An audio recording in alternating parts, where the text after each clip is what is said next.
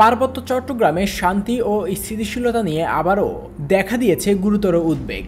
সম্প্রতি খাগড়াছড়ি সহ বিভিন্ন পাহাড়ি এলাকায় স্বয়ংক্রিয় অস্ত্র দিয়ে ফায়ারিংয়ের যে ঘটনা ঘটছে তা নিয়ে চাঞ্চল্যকর তথ্য দিয়েছে সেনাবাহিনী।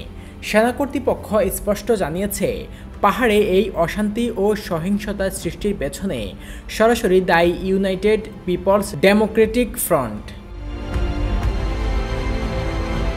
সেনাবাহিনীর পক্ষ থেকে জানানো হয়েছে, এই ফায়ারিংয়ের পেছনে স্থানীয় বিচ্ছিন্নতাবাদী গোষ্ঠী ইউপিডিএফ জড়িত।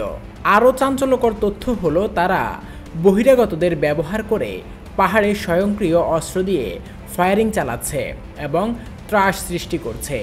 এই বহিরাগতরা স্থানীয় বাসিন্দা না হওয়ায় দ্রুত উত্তেজনা সৃষ্টি করে সহজেই পালিয়ে যেতে পারে।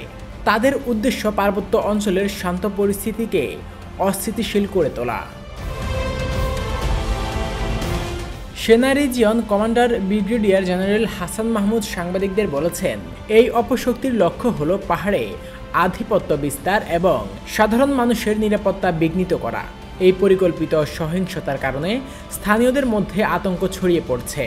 যদিও সেনাবাহিনীর পক্ষ থেকে কঠোর সামরিক অভিযান চালানোর কথা বলা হয়েছে এবং পরিস্থিতি নিয়ন্ত্রণে আনতে জোরদার টহল চলছে। বর্তমানে খাগড়াছড়ির মতো এলাকাগুলোতে 144 ধারা বহাল থাকায় পরিস্থিতি ধীরে ধীরে স্বাভাবিক হচ্ছে।